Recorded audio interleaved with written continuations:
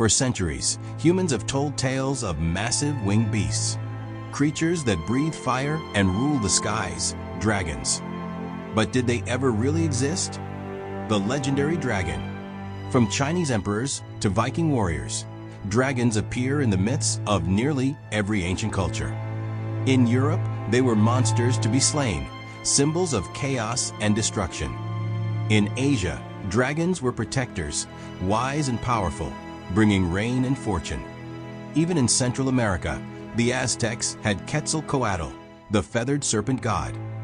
But how could so many cultures, separated by oceans and time, describe such similar creatures? Could dragons have been real? Some believe ancient people did see dragons or something like them. Fossils of giant creatures, like dinosaurs or massive crocodiles, may have inspired the legends. Imagine uncovering a skull taller than a man, with razor-sharp teeth. With no science to explain it, wouldn't you think it was a dragon? Dragons versus dinosaurs. Dinosaurs ruled the Earth 65 million years ago. But were they dragons? Not exactly. Most dinosaurs didn't fly, and there's no evidence any of them breathed fire.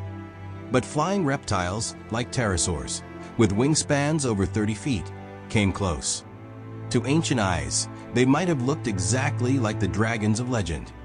Science explains the fire, but what about fire breathing? Could nature actually do that? Surprisingly, yes, in a way. The bombardier beetle shoots boiling chemicals from its body in rapid-fire bursts. That's a natural flamethrower. So, in theory, a fire-breathing creature could exist, just not one the size of a house. Fossils that fueled the myths. Before science had a name for fossils, people still found bones. Big ones, strange ones. In ancient China, dragon bones were ground into medicine. In Europe, mammoth skulls and whale bones may have been mistaken for dragons. Without paleontology, myths filled in the blanks. Why we want dragons to be real. So why do we love dragons so much? Because they're more than just monsters. They're power, mystery, wisdom. A challenge for every hero. Dragons reflect our imagination, our fear of the unknown, and our hope for greatness.